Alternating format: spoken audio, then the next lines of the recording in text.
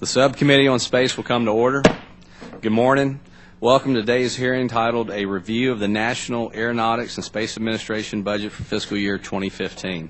In front of you are packets containing the written testimony, biography, and truth and testimony disclosure for today's witness.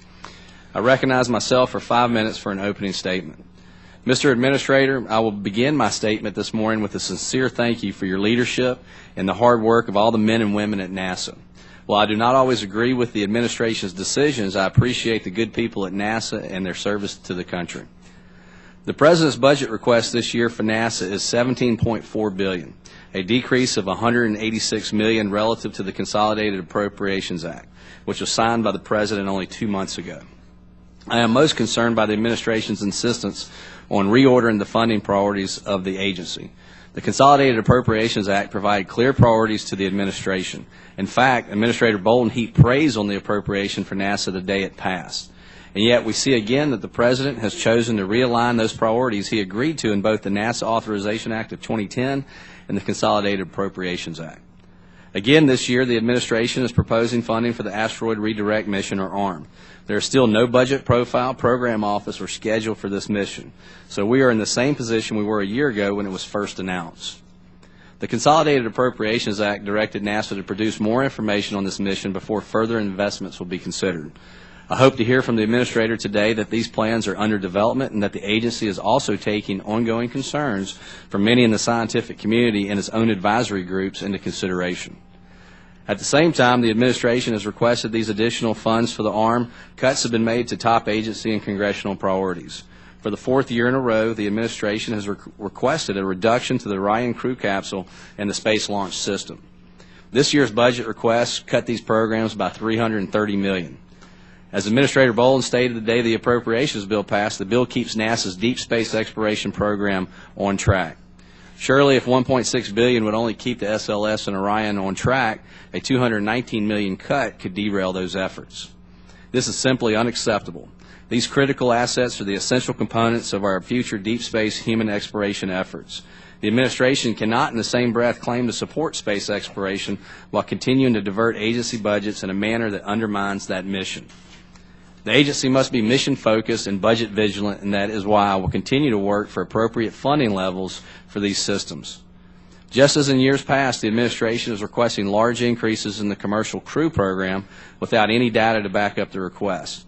One of my top priorities as chairman of this subcommittee, especially in times of international uncertainty, is ensuring we restore the capability to launch American astronauts on American rockets from American soil as soon as possible. Our commercial partners are the key to making that possible, as they relieve us from relying on the Russians for access to the International Space Station. But in times of budget constraint, we must be sure we are doing the best we can with what we have. This proposal should be accompanied by a strategic acquisition plan and other planning documents in order to justify the administration's budget request increase of $152 million. Additionally, this year's budget request also includes the cancellation of the SOFIA program. American taxpayers invested $1.2 billion on this one-of-a-kind asset, and the administration is proposing cancellation just as it gets off the ground. Administrator Bolden, he said you might be more helpful in answering questions we have about the proposed cancellation of SOFIA. I would hate to see us cancel yet another international partnership in the same manner as we did with the ExoMars project. I am moved to ask, how can the international community rely on this administration to collaborate on anything without fear of cancellation? There's no doubt that our nation's space program is facing many challenges. That is all the more reason the administration must deliver budgets and goals that support a serious commitment to human exploration and stop using the Science Mission Directorate as a partisan football. The scientists and engineers who work every day to maintain U.S. leadership in space are counting on you. The American public is counting on the President, and they are counting on each of us here in this room to have an honest conversation about where we are at this time in our nation's space program and to make tough choices. It means setting politics aside and investing strategically in our future. I am ready to work together to ensure the priorities from previous legislation that the President signed will be honored. The future of our space program depends on it. I now recognize the ranking member, the gentlewoman from Maryland, Ms. Edwards.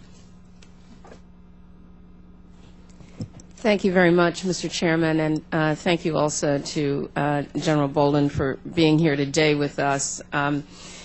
I appreciate holding a hearing to review the National Aeronautics and Space Administration's budget for fiscal year 2015, and I want to welcome, of course, Administrator Bolden. Also congratulate NASA and all of its contractor, private sector workforce on a number of successful launches and milestones that they've achieved over this past year. I am and always have been, will be, a passionate person about NASA and our space program and the people who work in it. Our program, our space program, has been a symbol of our greatness as a nation, a means for peaceful collaboration with other nations, a bedrock of our capacity for innovation, and a powerful source of inspiration for student and professional engagement in science and technology. NASA will continue to be these things and more, but only if we provide it with the stability and resources needed to meet its multi-mission responsibilities in aeronautics, space science, earth science, human spaceflight, and human exploration. That's why I'm pleased that the $18.3 billion proposed for NASA for fiscal year 2015, which incorporates the funding being requested as part of the Opportunity Growth and Security Initiative, is close to the level specified for fiscal year 2015 in the NASA Authorization Act, the bill that I and full committee Ranking Member Johnson introduced last July. I support the President's growth initiative to make further investments in research and development that will help grow the nation's economy and create jobs. That said, I recognize that there will be much discussion about this initiative, so we need to understand the impacts to NASA's programs if the agency is only provided the base level request of $17.46 billion. For example, I have questions about the reduced funding requested for the Space Launch System and Orion crew vehicle, and the potential impact it will have on the program's abilities to achieve critical test flights in 2017 and 2021. I also want to understand the implications of the proposed shutdown of the Stratospheric Observatory for Infrared Astronomy, SOFIA, good thing we call it SOFIA, a project that was undertaken in partnership with Germany. And I want to hear about whether there are options that should be explored and that were explored that might preserve our investment in this facility. I also want to learn more about the proposal to fund studies on potential wide-field infrared survey telescope W-FIRST mission and the science that such a mission might enable. I look forward to hearing from Administrator Bolden about increases being requested for the commercial crew program. We need to know what we will be getting for that money and how NASA will ensure that both astronaut safety and the interest of the taxpayer will be protected. In addition, I hope to learn today whether the base level request for the International Space Station, and particularly that for research on the ISS, will be sufficient to ensure that a robust research pipeline is in place to support the proposed extension of ISS operations and utilization through 2024. And I have questions about the proposed changes to NASA's education programs. We've raised those questions here in this committee before. Those programs to date have played a critical role in inspiring so many of our nation's youth to seek science and technical degrees and careers. Mr. Chairman, I also want to take this opportunity to clarify for the record that while I paid the NASA Administrator a compliment for his passionate and lucid explanation of the asteroid redirect mission to a group of students recently, that's how I spend my time watching television, I continue to have questions about this potential mission and how it would contribute relative to other potential missions to enable the goal of sending humans to the surface of Mars. And finally, Mr. Chairman, I'm hopeful that today's discussion will help inform our continuing work on reauthorizing NASA. I want to commend you and your staff, Mr. Chairman, for working with our team, because I think that we can get from here together on the same page as Republicans and Democrats in support of our space mission.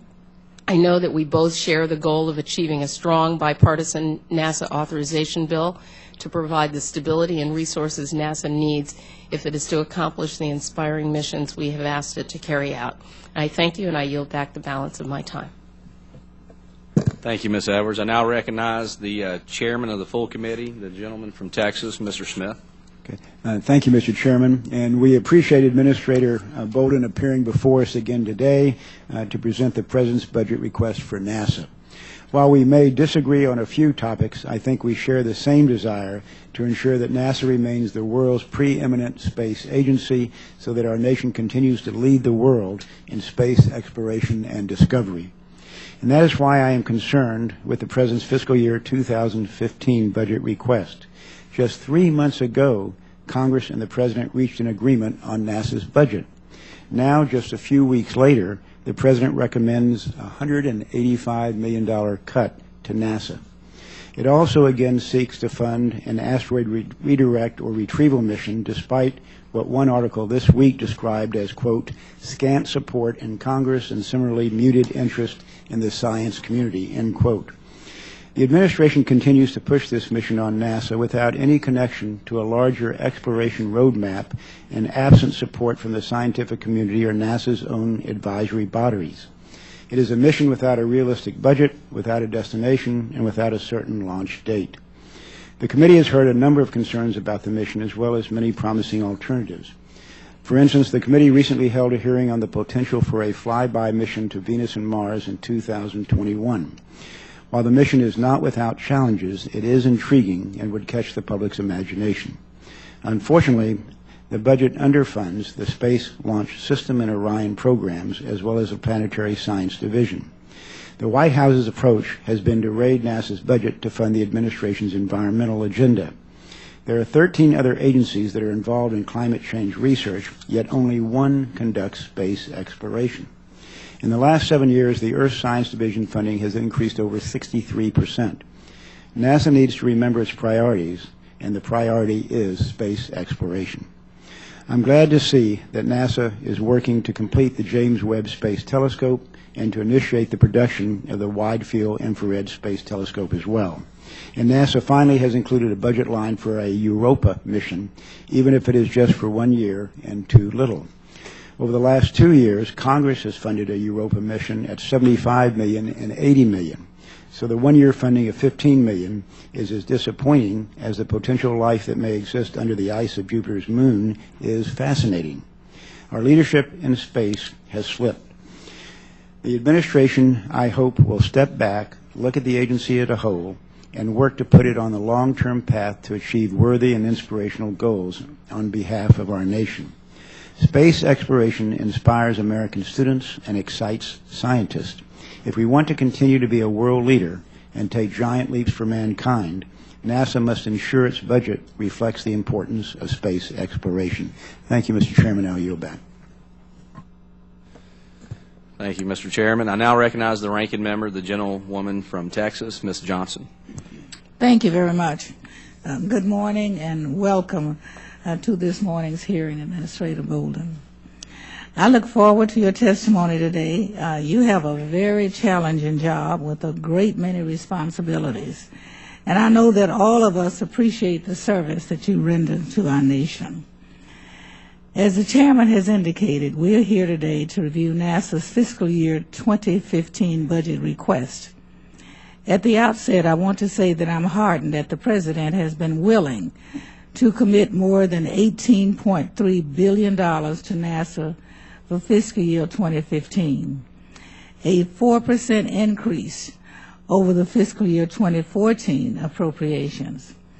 Achieving that level, however, will require Congress to work with the President to achieve targeted spending cuts and increase revenue to provide necessary offsets and stay within the budget agreement.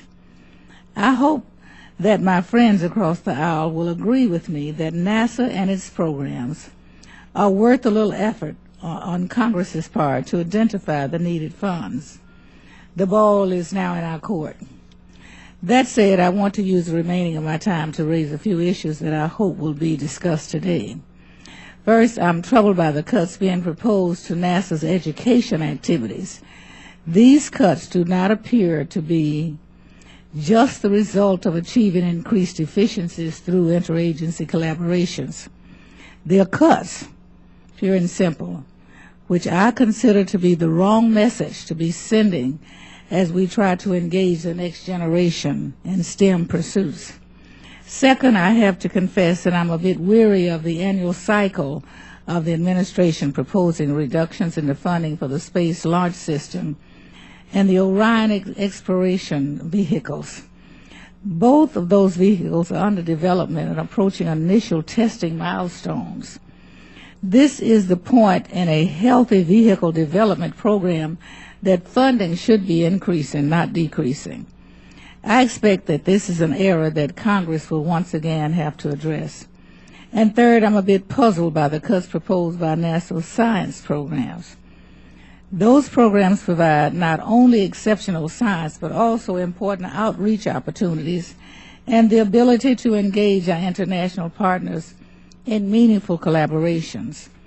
We are going to need to look closely at what is being proposed in this budget. Finally, I want to know more about the proposed increases in NASA's commercial crew program. Those increases are quite significant, especially in the context of NASA's constrained budgetary environment. While I certainly want to reduce our dependence on Russia for crew transportation and from the International Space Station, I am not prepared to provide a blank check to do so. As you know, Representative Edwards and I expressed deep concern last fall over NASA's intention to prioritize prices over safety in its evaluation of vendor proposals, leading to upcoming contract awards for the development and certification of commercial crew systems. Unfortunately, NASA chose not to make any changes in its final solicitation before it went out. The agency's action is directly counter to the recommendations of the Columbia Accident Investigation Board. And despite Administrator Bolden's undisputed personal commitment to safety, I think that is a very worrisome step for the agency to take. Moreover, NASA is waiving the requirement for certified cost or pricing data as part of the same contract. Data that has traditionally been required to protect both the agency and the taxpayer. Administrator Bolden, NASA still has significant time to correct both of these deficiencies before bidders submit their final updates to their proposals later this spring. I urge you to do so, as I would find it difficult to support the funding you're requesting for commercial crew in the absence of such safeguards. Well, we have a lot to talk about today, and I again want to welcome you to today's hearing, Administrator Bolden, and I yield back the balance of my time. Thank you. Thank you, Ms. Johnson. If there are members who wish to submit additional opening statements, your statements will be added to the record at this point. At this time, I would like to introduce our witness. The Honorable Charles F. Bolden, Jr. is the Administrator of the National Aeronautics and Space Administration. His 34-year career with the Marine Corps included 14 years as a member of NASA's astronaut office. After joining the office in 1980, he traveled to orbit 4 times aboard the Space Shuttle between 1986 and 1994, commanding 2 of those missions. Prior to General Bolden's nomination as NASA Administrator, he was employed as the Chief Executive Officer of Jack and Panther, LLC, a small business enterprise providing leadership, military and aerospace consulting, and motivational speaking. As our witness should know, spoken testimony is limited to 5 minutes, after which the members of the committee will have 5 minutes each to ask questions. I now recognize General Bolden for his testimony. Thank you very much, Mr. Chairman. Members of the subcommittee, thank you all for this opportunity to discuss NASA's FY 2015 budget request. A more detailed written summary of the request has already been made available to the subcommittee, so my verbal testimony will just touch on the highlights. The $17.5 billion budget request affirms the bipartisan strategic exploration plan agreed to with Congress in 2010, and it ensures that the United States will remain the world's leader in space exploration and scientific discovery for years to come. It's an investment right here on Earth for the benefit of the American people and the entire global economy. I have a chart I'd like to put up, Mr. Chairman, if I may, for the rest of my statement. And I will refer to this chart off and on as we go. This budget keeps NASA on the steady path we have been following, a stepping stone approach to meet the President's challenge of sending humans to Mars in the 2030s. And as you always see on a chart, it goes from left to right, where we are today to where we want to be in the 2030s. The International Space Station remains our springboard to the exploration of deep space and Mars. We guarantee we'll have this unique orbiting outpost for at least another decade, with our commitment to extend it until at least 2024. This means an expanded market for private space companies, more groundbreaking research and science discovery in microgravity, and opportunities to live, work, and learn in space over longer periods of time. Astronauts aboard the ISS are helping us learn how to safely execute extended missions deeper into space. Later this year, we will see Exploration Flight Test, or EFT-1, of Orion. NASA is pressing forward with development of the Space Launch System and Orion, preparing for an uncrewed mission of the two together in fiscal year 2018.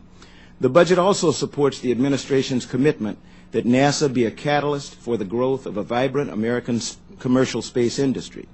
Already, two companies, SpaceX and Orbital Sciences, are making regular cargo deliveries to the space station. Later this year, we'll move beyond commercial cargo and award contracts to American companies to send astronauts to the station from American soil and end our sole reliance on Russia. If Congress fully funds our fiscal year 2015 request, I believe we can do this by the end of 2017. Unfortunately, due to the reduced funding the past few years for the President's Launch from America plan, NASA may need to extend our current contract with the Russians and purchase more seats on the Soyuz spacecraft. Instead of investing $450 million into the U.S. economy to support American jobs, we could be spending that money in Russia.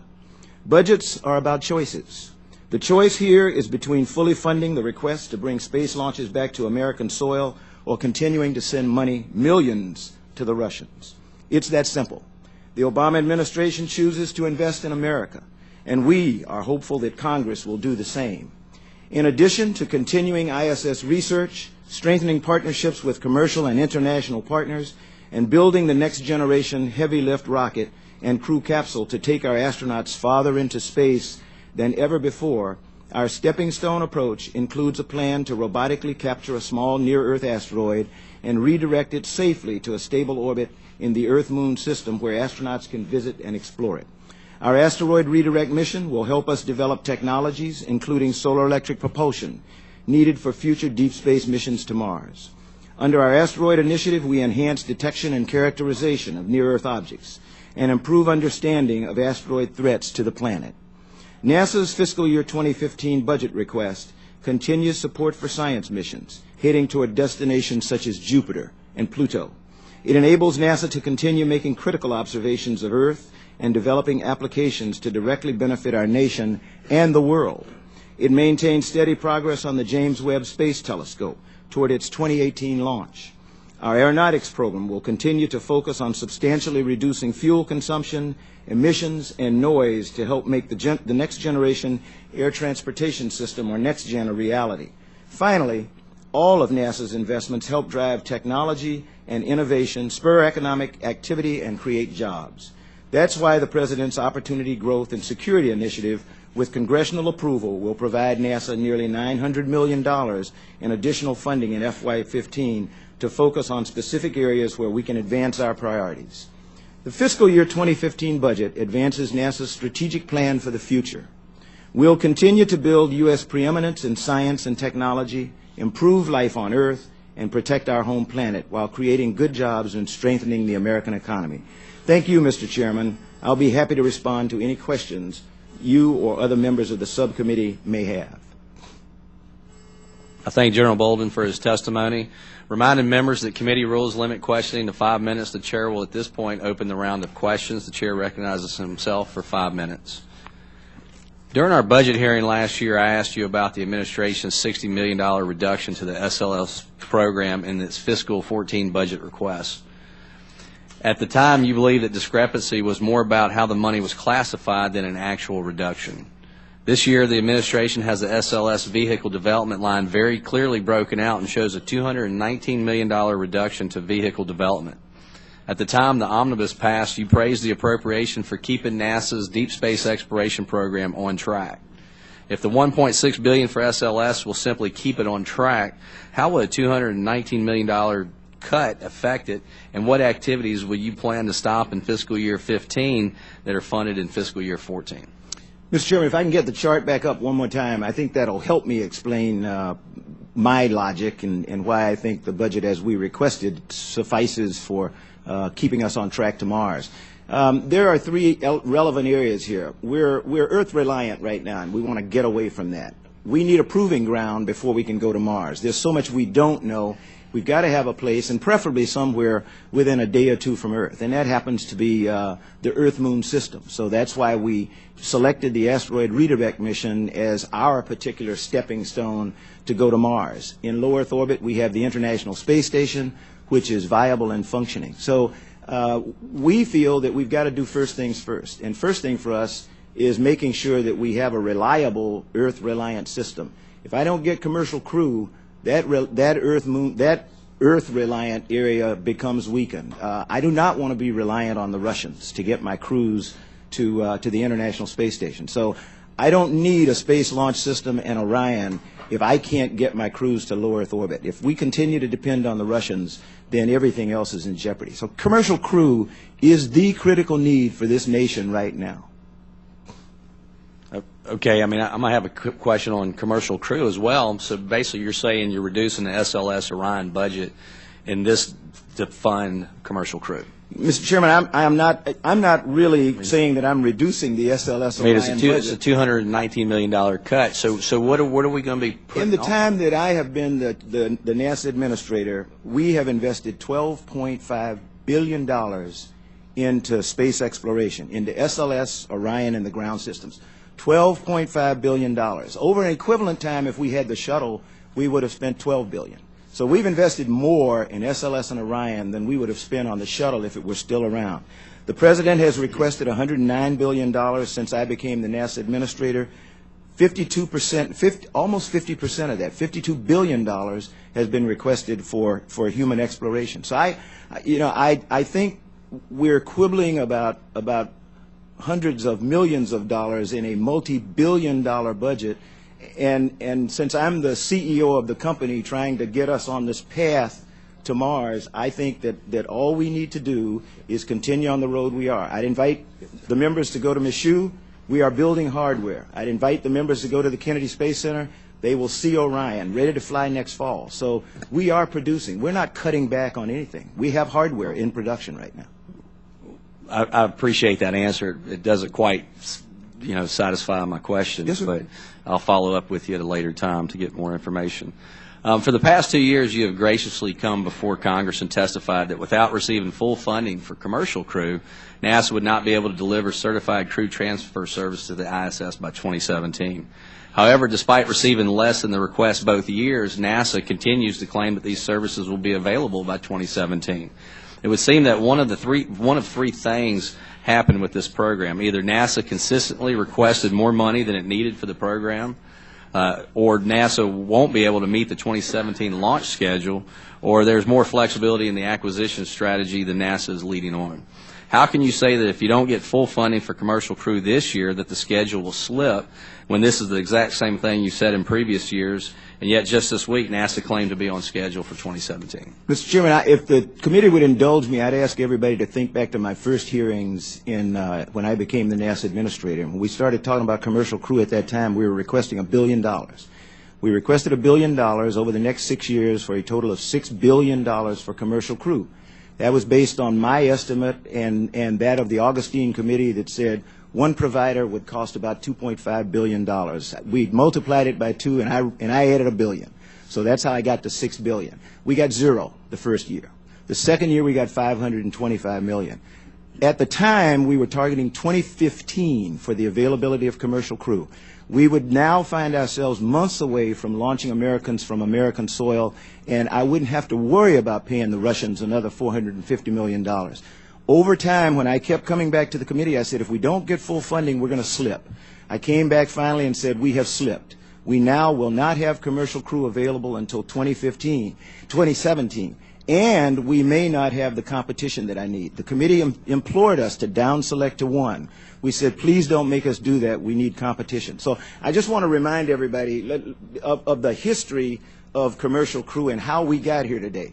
We are now faced with a 2017 availability from 2015. So I have been consistent. I have said we will slip if we don't get the funding. We have slipped 2 years. I am saying the same thing again today. If we don't get what the President requested, I can't guarantee 2017, I can't guarantee competition, and we will continue to pay the Russians. I don't like that.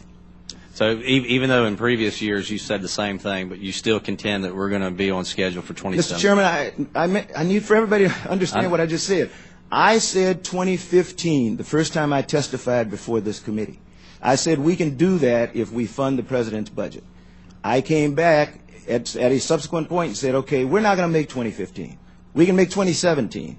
Given the level of funding we have, we are on track to still get to 2017 if we're given the amount of money that the President requested in the 2015 budget.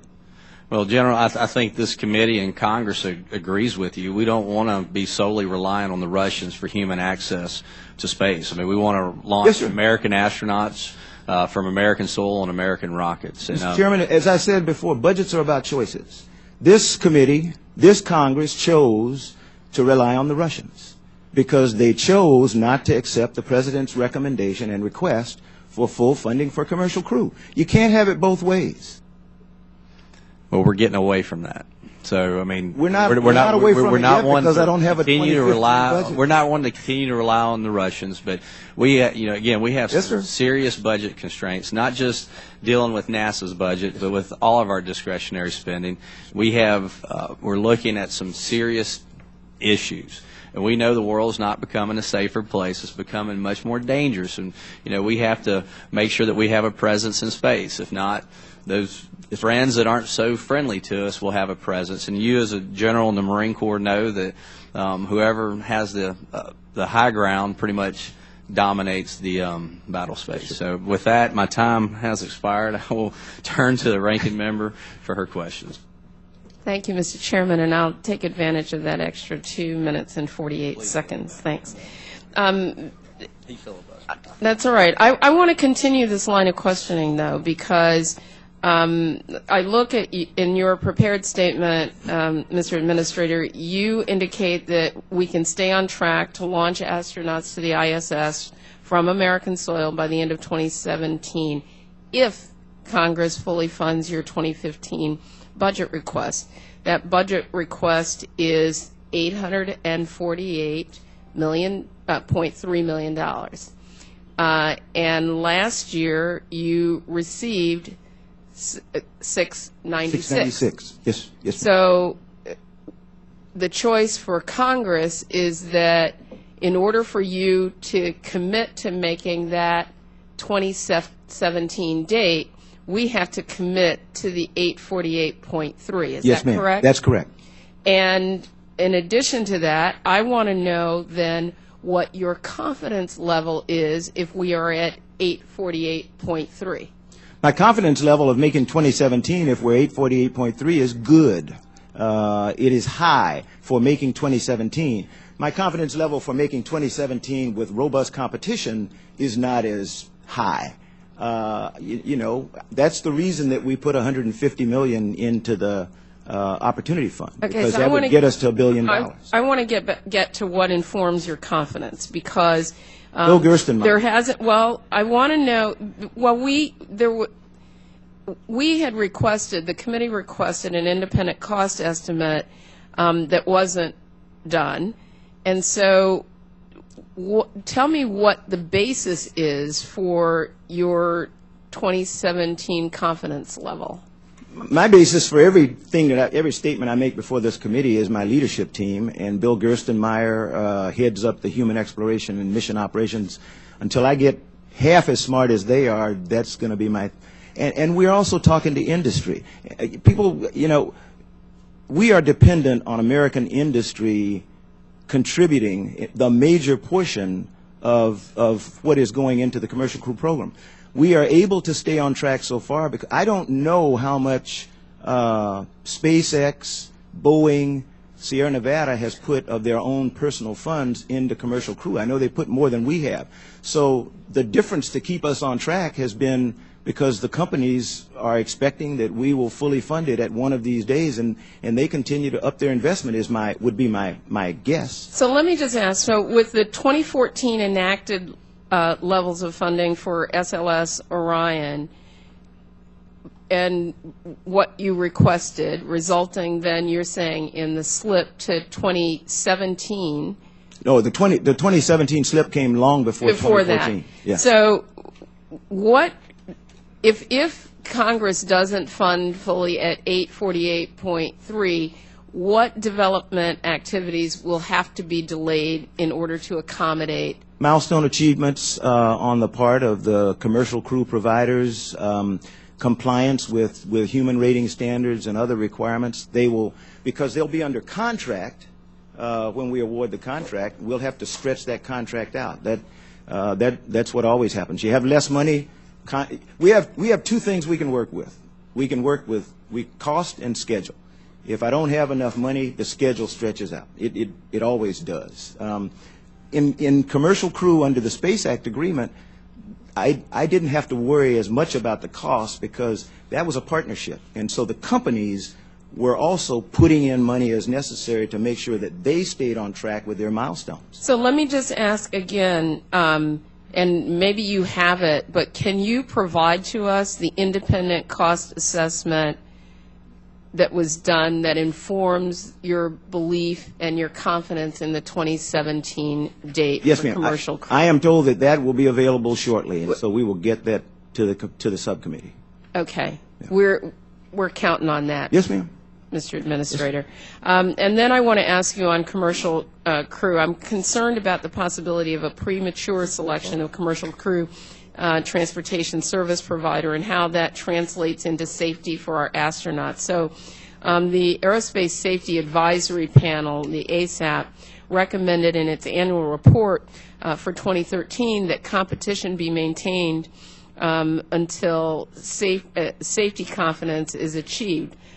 So how are you dealing with these safety considerations? And if we're going to keep the process open for competition, how do you inject safety in there? We inject safety by putting the competition in and writing contracts that allow us to get into the facilities and levy additional regulations if necessary, or requirements. We are confident right now. We just went through a contract process, or we're in the middle of a contract process right now. It's called Commercial Crew Capabilities Assessment, and it is the contract that over the last year has allowed us to work with the companies. We asked them, demonstrate to us how you're going to meet our safety standards. Demonstrate to us how you're going to document meeting those safety standards. Show us how you're going to handle hazard reports. We're already doing that with them, and we have worked with them for years to reach agreements on what those standards would be. They can meet or exceed NASA standards, and in many cases, that's exactly what they're going to do. So they will cite their own standard. So my time has more than expired, but let me just read to you from the ASAP annual report. Quote, if NASA down selects to one provider before the selectee has demonstrated that its design can meet the required level of safety, there is the ultimate potential that the provider may not be able to meet the requirements for a number of reasons, including cost. In such a situation, NASA will have little alternative, because it's already down selected, those are my words, but to either move the safety goalpost or to incur an overrun and or a schedule slip.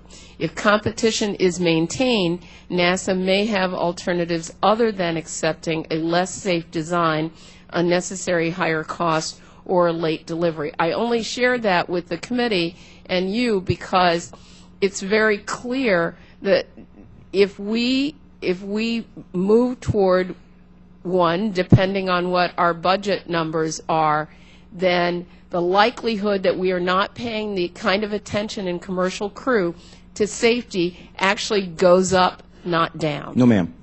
The likelihood that we are going to pay less attention to safety is zero. Safety is something that I do, that Bill Gerstenmaier does, that the commercial crew program manager does, and that is our attention to safety is independent of cost.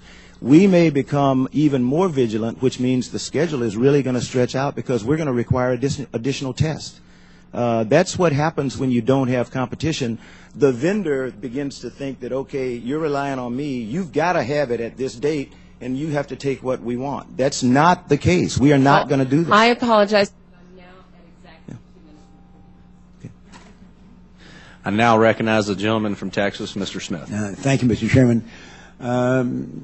Administrator Bolden, I think we're all regretful that we are relying upon the Russians to take American astronauts to the International Space Station. Given the turmoil in the Ukraine, given our current relationship with Russia, which is obviously not good, are you aware of any threat that Russia might refuse to take American astronauts to the International Space Station for any reason? I am not aware of any threat, and I am comfortable because, you know, we talk to the Russians every day. We talk to Roscosmos. Yeah. There's a lot of people in Russia. Our partner is not Russia. Our partner is Roscosmos, the Russian space agency, and we're confident that they are just as interested and just as intent on maintaining that partnership as we are. Hopefully the problems on Earth are not going to be. This is not the first time that we've orbit. had this type of problem. When the Russians went into Georgia, the partnership remained robust, and that's what we're trying to do right now. Okay, thank you. Let me go to my next question, and this is about ARM. Last May, NASA Advisory Council Chairman Dr. Steve Squires testified, quote, "I see no obvious connection between the asteroid retrieval mission and any of the technologies or capabilities that are required for Martian exploration," end quote. I understand that NASA is undertaking a study on the possibility of a Mars flyby in 2021. Is that the case? That is not the case as far as I know. We have been working with Inspiration Mars, which is I think what you're talking about. We agreed that we would allow them to take NASA technology. They can use NASA facilities. We will partner with them. Perhaps I misunderstood you, because I thought you specifically told me in response to a letter that I sent you that you would review that.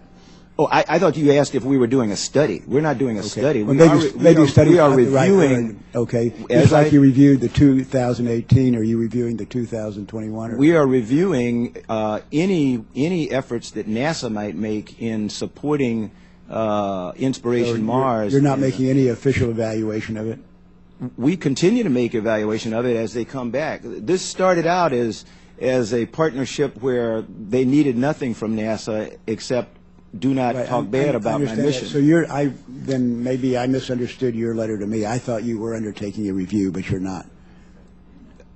We are not undertaking a formal review where we go out and hire an independent firm, if that's what you mean. That's not what I was asking. I was asking about an internal review. We're constantly reviewing whether or not Inspiration Mars and the Mars flyby is a suitable alternative for us in getting to Mars, putting humans on Mars. I just quoted the chairman of the NASA Advisory Council as saying that there was no obvious connection between the two. I think if you talk to Steve Squires today, because of where we are, the maturity of the I don't doubt you could put political pressure on him, but I don't put any pressure. No, that is why he's the chairman of the. When he testified before this committee, he was very clear. What I just said was a direct quote. Mr. Chairman, just to be clear, I put no pressure. I can't put pressure on Steve Squires. He chairs. Well, then, as far as I'm concerned, his testimony before the committee stands, and the quote that I just gave you is still valid, unless you've got other information. I have other information, which is talking to Steve Squires weekly. And Steve Squires counseled me, don't make this seem like you're going to save the planet. Show us, the NASA Advisory Committee, how this is relevant to getting people to Mars. We have subsequently done that. And if you can put the chart back up again, I'm not going to dwell on the chart, but this concept has matured. He said there's no connection, so I'm going to take him at his word until I hear from him. Let me go to a different subject, and this is in regard to the James Webb Telescope and the TESS program as well. A happier subject. We expect James Webb to launch in 2018. I think TESS may be 2017. What information might we glean from those two telescopes that will help us in our understanding of astrobiology? James Webb actually will enable us to look into the atmosphere of some of, if not all, of the exoplanets that have been discovered through Kepler and other observatories. So James Webb will continue to revolutionize our understanding of our universe. Hubble has rewritten textbooks. James Webb is advertised to be 100 times more potent and more powerful. Specifically, what might we learn about astrobiology as a result of those? We might learn what the makeup of exoplanet number, whatever it is, what its atmosphere is. And then, okay, good. And that will tell us whether or not there is a possibility of life existing on an exoplanet. Right. That's my hope as well. Thank you, Administrator. Thank you, Mr. Chairman. I now recognize the gentlewoman from Texas, Mrs. Johnson. Not here. My apology. Ms. Bonamici. Thank you very much, Mr. Chairman. From Oregon, by the way. Thank you. Ambassador Bolden, welcome back, and thanks as always for your informative testimony. We really appreciate that. I want to start by mentioning, as you did, the importance of investing in the earth science programs at NASA. I want to acknowledge the economic impact of that research, especially in the district I'm proud to represent. I can't overstate the importance of accurate climate and weather forecasting to my constituencies, from agriculture, the fishing community. So a continued investment in that underlying science that helps us understand climate is important and significant. I know that last year NASA inherited from NOAA some climate sensors that were formerly a part of the NOAA-funded JPSS program, but NASA only received funding for fiscal year 2014 for that activity. So has that been remedied going forward? We think it is in the process of being remedied, and in fact, if I remember correctly, we plan to take the two sensors, the two climate sensors, and they will actually become a part of the International Space Station. We had the option of making them free flyers, which would have been relatively expensive. The Earth Science community working with the Human Exploration and Mission Operations Directorate. In our trying to enhance the utilization of station, we're beginning, as you may know, we're beginning to put more and more Earth Science missions on the International Space Station. That's where we intend to put them. Terrific. Thank you. And then I wanted to follow up on the comments that were made by a couple of my colleagues already about the concern about investing in the education mission. And as someone who discusses that issue frequently both in this committee and the Education Committee, STEM education is a priority, of course, of many of my colleagues on both sides of the aisle, of our constituency. What I want to talk about today is the NASA Space Grant Program. Recently, I met with representatives from the Oregon NASA Space Grant Consortium, and our conversation largely focused on the importance of keeping students engaged in STEM. And I'll tell you, there are a couple of examples that show how important this is. One of them is that students from McMinnville High School in my district, on April 6th, coming right up, are doing a nano lab launch. And the difference that this is making to these students in McMinnville High School, they're thrilled that they have two separate nano labs going up to the ISS. They're so excited. And when we're talking about building people who want to work in this field, looking at someone who, also from Oregon, Victor Dang, who is now a full-time structures engineer for SpaceX, had an internship at the Johnson Space Center, said it was an amazing opportunity he couldn't have done without the Space Grant Program. Intern also at Ames Research Center, where he said the opportunity had an incredible impact on his career. It was his first industry experience, but it solidified his desire to pursue a career in aerospace. He said it was one of the most fun summers I ever had and inspired me to seek opportunities that would allow him to travel to new places. So as we're trying to build not only people to work in the field, but also make sure that the public understands the benefits of space exploration, can you talk a bit about how this Space Grant Program is engaged in getting students into STEM fields, but also talk about the role in educating the public at large about NASA's educational work, and know that many of us are very concerned about the reductions in the education. Very briefly, for the benefit of those who may not understand Space Grant and know very much about it, every state in the nation has a Space Grant Consortium, and it is usually headquartered in the land grant institution of that state. So it is a dependable source of STEM reference and education for NASA. We have asked them over the past few years to extend their work actually down into the K through 12 level, where they were very uncomfortable at first.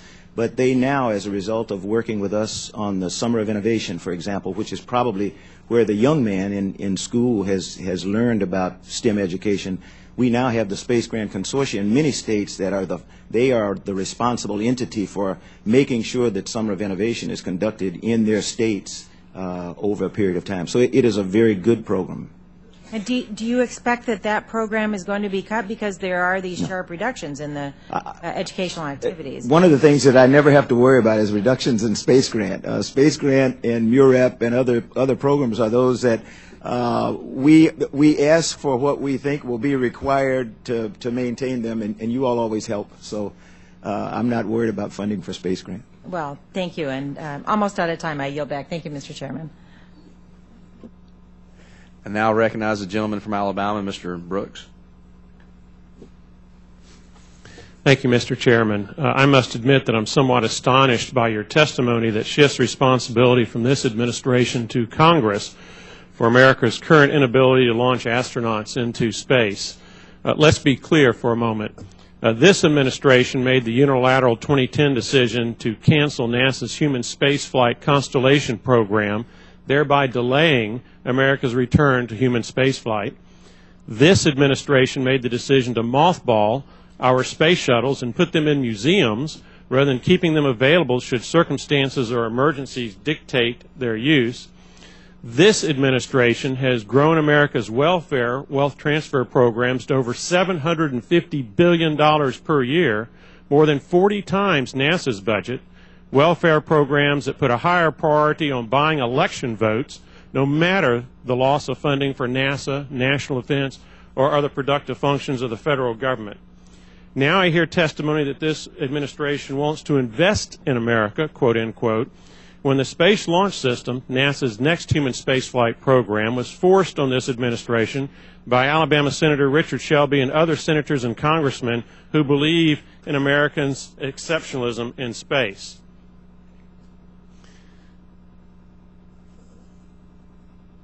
With that as a backdrop, as you know, Russia is engaged in acts of war against the Ukraine in the Crimea. America's response has been rather anemic economic sanctions, sanctions designed to provide maximum domestic political cover without any hope of causing Russia to leave the Crimea. Recent intelligence information raises the concern that Russia may go beyond the Crimea and attack eastern Ukraine. All of this raises the specter that this administration will impose more economic sanctions, which in turn risk that Russia will respond by denying America access to the International Space Station. And they can do that because we're reliant on Russia to get to the International Space Station. In the time remaining, Mr. Administrator, please describe to this committee what NASA's plan is to put American astronauts on the International Space Station should Russia say they're no longer going to give us a ride to the space station. Mr. Chairman, may I get the chart again? Because and Congressman Brooks, I'm not going to engage in a debate about history. It is a fact that the decision to phase out the shuttle was not made by the Obama administration. That decision was made following the recommendation of the Columbia Accident Investigation Board in 2004 under the Bush administration. Excuse me, if I might interject. When the space shuttle was mothballed, President Obama was President of the United States. That's right. He could have made any decision he wanted to make. Wait a minute, let me finish. He could have made the decision to have continued to use the space shuttle, or he could have made the decision to keep it available in the event of emergencies. He chose not to.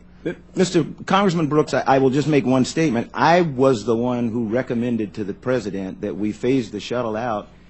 I would have recommended we phase it out quicker. I just mentioned we were spending $12 billion over the same period of time that we have spent $12.5 billion on SLS and Orion now. Okay, let me interject again. No, wait a second. You said you were not going to go over history. You were able to divert from my question to history. My question was, if Russia cuts us off today because of the events in the Ukraine or elsewhere in the world, what is NASA's plan to get us to that space station? Congressman, we engage in contingency planning every single day. Contingency planning for Russia refusing to take us to the International Space Station is something that I consider to be feasible right now, because Russia is dependent upon the United States to operate the International Space Station. When it comes to power, when it comes to everyday operations, that's all done by the United States. Russia has one thing that we need: access.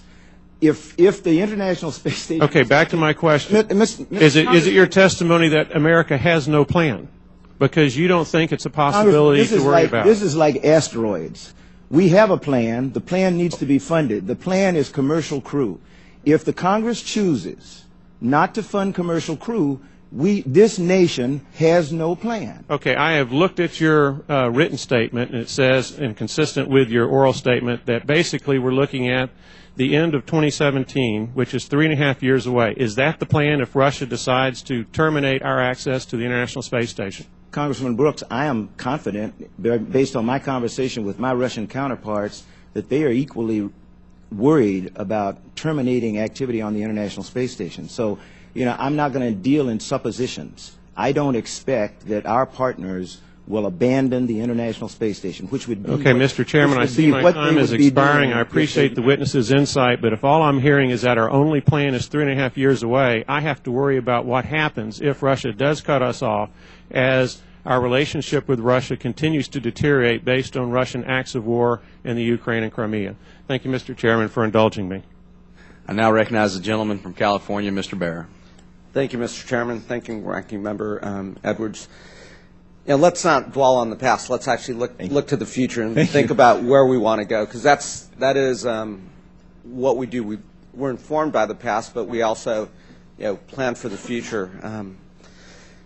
General Bolden, just playing off of what my colleague talked about, it's my impression that we also have leverage with regards to the International Space Station. Exactly. So, in a partnership, we've got that leverage. They've got some leverage. But the end goal, if we're looking toward the future, is commercial space travel and moving folks forward. When I do look at the building blocks, it also in our conversations previously, we do really have a long-term goal to have human space travel to Mars, and you're laying out some steps here and so forth. I had a chance to visit the SpaceX plant down in Southern California recently, and it does look like they're also fairly quickly advancing. Obviously, they've been able to take supplies up to the space station, and they're now also advancing fairly quickly on commercial space travel with humans. Can you give us an update about the partnership between NASA and the commercial space entities and so forth? I think we should all be proud that that during the period of time that I've been the NASA administrator in the Obama administration, we have stood up a commercial cargo capability. So we are not dependent on any international partners anymore for getting cargo to space. We are diligently working with some of those same partners plus others to bring about a capability in the United States to have a commercial crew capability. NASA does not deal in low Earth orbit access anymore, nor should we, because we have to use that money in order to execute a deep space exploration program. Great. And can you expand on the asteroid retrieval mission as a building block and a step into going to deep space as well as returning from deep space? There are things that we need if we want to go to Mars. And I hope that all of us in this room, particularly those on the committee, will agree with me that NASA's, America's, the world's ultimate goal in our lifetime is to see humans on Mars. If I can get the chart back up, because it would really be helpful. In order to get to Mars, there are things we don't have. We don't have sufficient propulsion to take cargo there, because you don't want to have to utilize your crew vehicle to take cargo. It would take multiple SLS missions to get the amount of cargo to Mars to sustain a human inhabitation there. We need increased capability in something like solar electric propulsion. Right. We need to be able to test it. And so our proving ground is the Earth-Moon system, cislunar orbit, where we intend to take the asteroid so that we can interact with it. We can fly Orion there. We can do things. We can develop procedures for extravehicular activity. We can develop procedures for proximity operations, things that we cannot do in low Earth orbit, because that system is different than what we know in low Earth orbit. So I need a proving ground. The moon is 2 days away. If something goes wrong there, we can come home. Once we launch to Mars in the 2030s, the crew is 8 months away. So imagine Apollo 13. The crew survived because it was a loop around the moon, and nature took care of it, to be quite honest. an Apollo 13-like incident, the side of the service module blows out right after liftoff, we're going 8 months to Mars, and then another 8 months to come back or more. So we've got to get it right, and our proving ground is cislunar orbit with the asteroid mission, where we can develop the life support systems that are robust. We can't have a cooling system that fails. We can't have the kinds of things that happen sometimes now on the International Space Station. That's why station is used to develop the technologies. They've got to be better, got to be more robust. And again, if we stick with this theme of wanting to be forward-looking, wanting to dream, which is what we did as kids, right? When we looked at the Apollo missions and you know, putting a person on the moon, we dreamt big, and then we went out and did it. Yeah. That's what we have to do right now. With this goal of human space travel to Mars, it is going to, we don't know how we're going to get there just yet, but we've got to think about those technologies, and we've got to start making those investments. Would that be accurate? That's very accurate. We also, it is now time for us, and I've asked our people to start thinking about, okay, it is now, we're approaching 2030, SLS and Orion have been proven, we're getting ready to go to Mars. What should we be thinking about now? You got to get to the surface. We haven't even started talking about landers. We have not even started talking about surface systems. That's where the international partners and commercial partners are going to, I think, are going to be vital. Put the chart up one more time, because I need for people to visualize this. This is hard. If you look at Earth reliant, we cannot get to deep space. We can't sustain operations in deep space if we have to come back to Earth every time to pick up stuff. Congressman Rohrabacher knows this. We go through this all the time. We need things like cryogenic propellant and storage. I don't need it right now. So he and I disagree on what the timing is. We're in the just-in-time business. The reason I don't spend the money that you would like to have me spend on SLS is because I don't need a 130 metric ton vehicle right now. I do need a commercial vehicle that I can send my astronauts to low Earth orbit. Now, hopefully everyone agrees we're going to Mars. If we do, hopefully everyone agrees that we've got a crawl, walk, run. And this is a crawl, walk, run. We've got to have a proving ground to develop the technology. Great, thank you. Thank you. I now recognize the gentleman from California, Mr. Rohrabacher. Well, perhaps a crawl, walk, orbit would be. That's good. That's good. How did you know what I was going to ask? I was hoping you would, because I need for people to be consistent in what they ask, and you have been consistent. Boy, I didn't expect all these great compliments. I try to speak the truth. Thank you, General. Well, let's get to the first. I had two issues I wanted to talk to you about. One was what you brought up, refueling in space. And let me just note for the record, not all of us do believe that getting to putting people on the, on Mars should be our number one goal in space right now. Yeah. It is expensive, and making that our number one goal reflects taking away resources from other projects that might be more important to humankind than just what is a symbolic mission of putting a human being on the Mars, considering that we have robots and rovers and all sorts of other things that are on Mars already. But let's go to that. When we're talking about the option of refueling in space, would not that give us a great deal of leverage to accomplish other missions in space, perhaps on the moon, perhaps other goals that we would like to achieve at a much more cost-effective rate, because we wouldn't have to build such a huge rocket that SLS is going to cost tens of billions of dollars?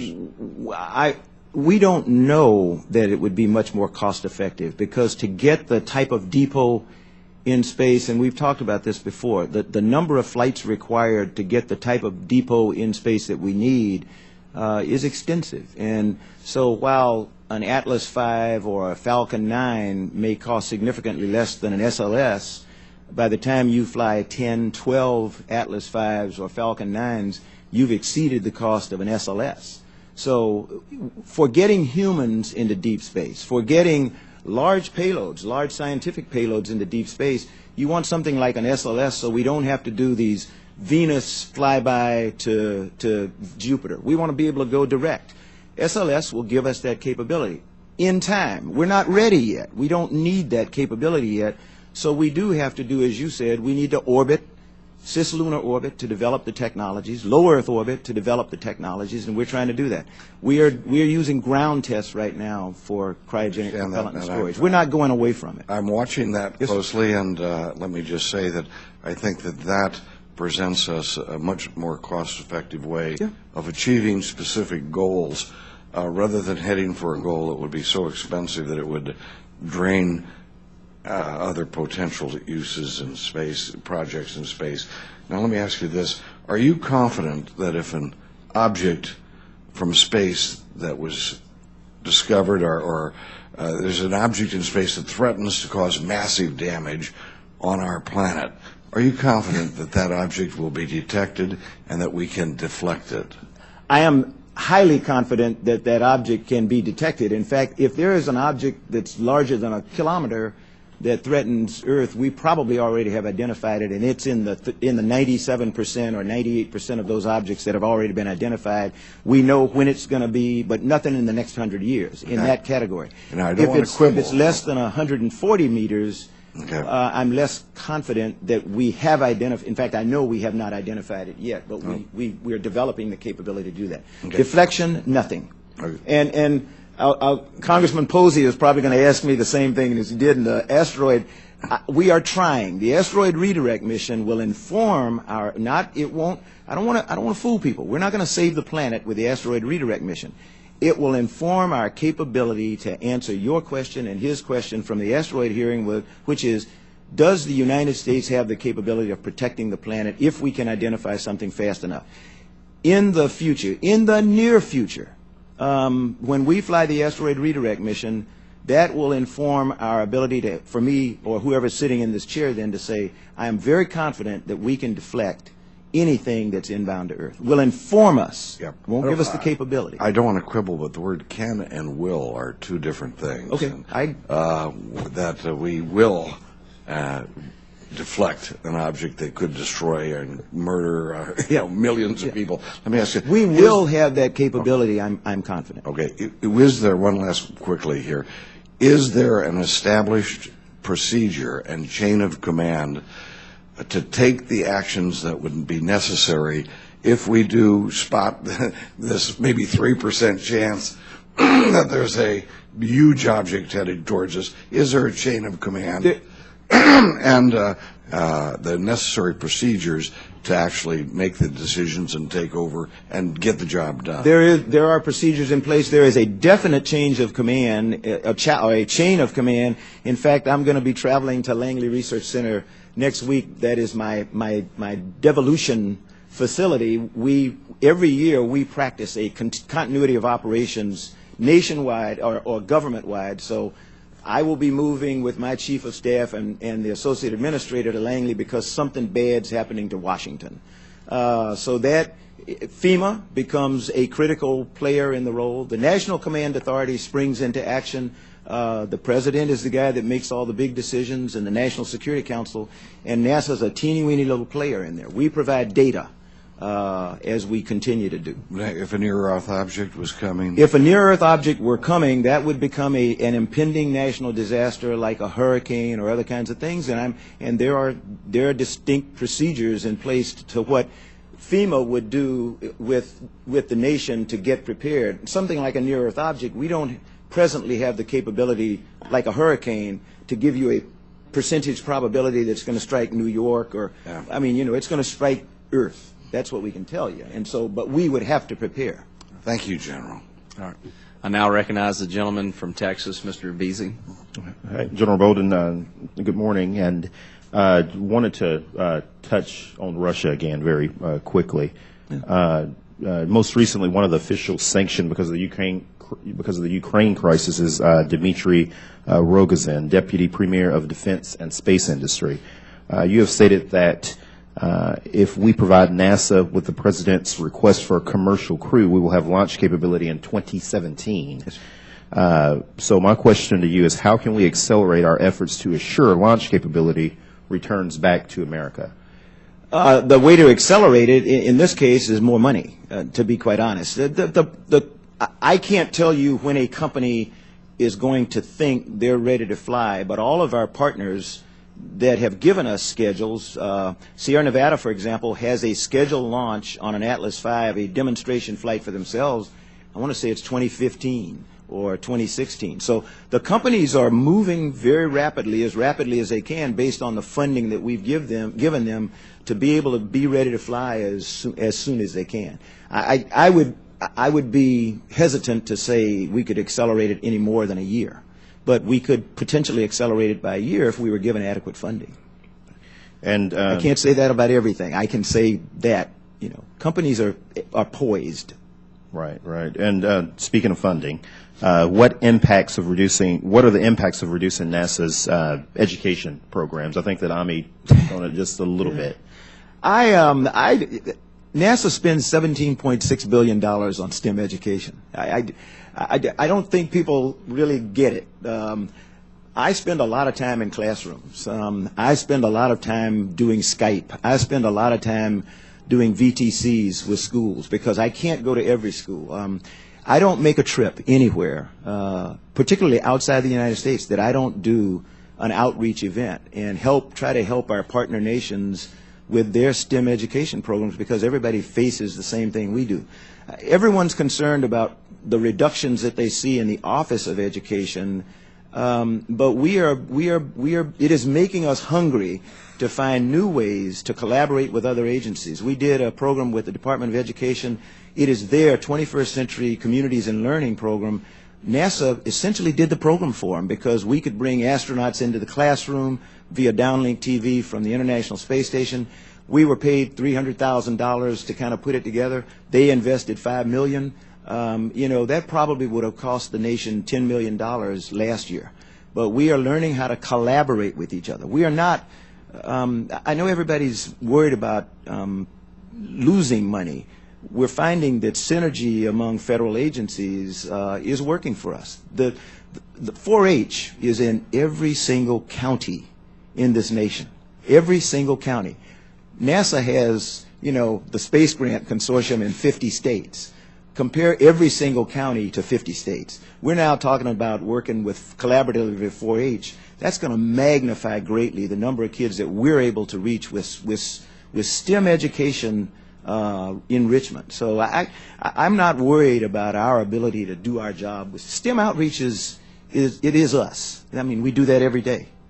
In your opinion, is there any way to evaluate, like whether or not these, like let's say that we make cuts to the programs? Are there real ways to evaluate whether or not these cuts are having an impact on future achievement, or we talk a lot in this committee about being able to aspire young people to want to reach, certain goals as it relates to, STEM-related jobs. Without a doubt. NASA's education program this year, for the first time, is outcome-based, which means you got to have metrics.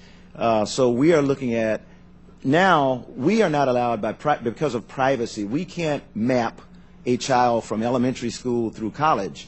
The Department of Education can. The National Science Foundation can, because they're authorized to do those kinds of things. So by our collaborating with DOE, with the Department of Education and the National Science Foundation, they can do the metrics that tell us, okay, how many kids that participated in Summer of Innovation last summer, 10 years from now, are doctors or lawyers or things like that. Those are the metrics about which you speak. And although I can't do it, I can get it now based on the collaborations that we have. And it's taken time. Everybody wants to see something now. We just started Summer of Innovation. We had to battle to get it. I think it's been around now 4 years. And we are now seeing factual data, not anecdotal data. We're looking at numbers of kids. Thank you. Okay. Thank you, Mr. Chairman. Now recognize the gentleman from Florida, Mr. Posey. Thank you, Mr. Chairman. General, I had a chance to thank Seth, and I've had a chance to thank Bob Cabana for the common sense, no-cost outreach that NASA did to reach thousands of people who were in different pretty much previously to space, and now seem to be enthusiastic about it. And I just hadn't had a chance to thank you personally for that, and I think it's great. That's how we help spread the message. A couple of things, as to funding, I don't think any of us are where we would like to be with funding, but I think we're in a whole lot better place than we were here a year ago with the uncertainty about sequestration, and so I'm trying to look at a glass half full in that regard, pretty much as you are. We need a deep space plan. Moon and Mars, there's no doubt about that, and we also need low Earth orbit options. So I know it's tight balancing that, and in space politics, you're always going to have some that want all one way and some that want the other way, and I hope that we will continue to understand that we do need both and go forward like that. A concern that I have, and I discussed it briefly with Dr. Holden yesterday, and he referred to a recent agreement that NASA has with Department of Energy over our space fuel supply. I wonder if you could bring me up to date on that a little bit. Yes, sir. We have reached an agreement with DOE. They produce the plutonium pellets that we need, and so we're still in negotiations right now, trying to understand how do we help them improve their facilities. Just the infrastructure that's needed to press the pellets for propulsion. We have enough right now in our stockpile to be able to fly the missions that are presently on the books for us, Mars 2020 and the like. But we have to work better with DOE to make sure that they can make the improvements to their infrastructure so that they can efficiently make the pellets that we need. We have lots of fuel, but it's old, and it needs new fuel, to mix in it to make it good. So they're not in the process of destroying any or getting rid of any that you're aware of, or using it for anything else other than space? I will have to take that for the record. I don't know the answer to that, sir. Would you just find out? I would kind of like that assurance that it's not being used elsewhere for other things, or. Yeah, I will, and I'll take that for the record. I don't know. Okay. Thank you, General. Any other comments you'd like to make about keeping on track with both? It's a balance. And I come to this hearing, I feel better about where we are than ever before, to be quite honest. I just wish, I wanted to commend the chairman and ranking member because of the way they're working together. We got to do better than we're doing. I don't want to sit here and say what was the responsibility of the Bush administration, what happened in the Obama administration. As Congressman Barra said, what's done is done. We can't undo that. We can make a difference for the future. The thing that I will say is, what I'm talking about, none of us are going to be sitting around here in charge. I had some young people, MLLP, they had to leave mid-level leadership program. They're young, growing leaders in NASA, and they just wanted to see how we do this stuff. That's who's going to do all this stuff we're talking about. Deep space exploration is hard, and we cannot jump to Mars. We have to develop the technologies. We've got to be confident that our systems are going to work. That's why, when Chairman Smith asked about a Mars flyby is great, but it doesn't do anything for us in terms of deep space exploration. If the crew survives, and I have doubts about that, that's why I'm not a fan of a one-time Mars flyby. We've done a one-time Mars flyby. As great as Apollo was, and it was awesome, we never stayed on the surface of the moon for more than days. If we're going to go to the surface of the moon, we better stay there for a month or 2 months, or we're not going to learn anything about the impact of less than 1 gravity on the brain or on other kind of... But do we agree, unless at some point there's the ability to leave this Earth, the survival of our species is threatened? I'm not a fatalist, but we do need to be able to be a multi-planet species. A realist. We're trying to look at eternity. We're trying to look at the future. One of these days our sun, you and I won't see it, Nobody we know will see it, but one of these days our sun's going to burn out. It's a star. And it would be nice if we have become a multi-planet species by then. And we're not just on Mars. By then, people will be living in other solar systems because the solar system will go away. You know, we got to get beyond. Like my granddaughter says, you know, she says, "OG, you're thinking about Mars. I'm going way beyond that," and she's right. When the sun gives out, this solar system goes away. we have to think about planting trees. Yes, for other future places. generations. Yes. The Exactly. shade from which we'll never expect to have. And I like Neil deGrasse Tyson when he says, you know, space is truly the only investment we make for future generations. Yes, sir. I agree. Gentleman's time has expired. Thank you, Mr. Chairman. I now recognize the gentleman from Arizona, Mr. Schweikert. Thank you, Mr. Chairman and General. Part of what I want to sort of have a quick dialogue is just the mechanics internally under your review of how you set priorities and the decision making and the inputs and those things, because you know, I know you have a lot of voices and a lot of people tugging on your coat saying we want this, we want that. Something like Sophia. Yes. Because now that was really coming online just within the last 12 months or so, correct? Sophia is a 10. I mean, it's been under development for probably 10 years. But in full, you know, with collection. It was beginning to fly and fly well. So internally, when you're doing your prioritizations and mechanics, tell me the review process you go over, and let's just use Sophia just because I'm somewhat familiar with that. Yeah, on how you prioritize a program like that you have a decade of time and money. Inside the Science Mission Directorate, they have, I forget what they call their council, but every year they get the wise people of the science community, and they evaluate our programs to see, okay, what I've asked them to do for me right now is we got a lot of programs that have been flying for a long time, long past their planned lifetime. They are expensive. We have to pay for those.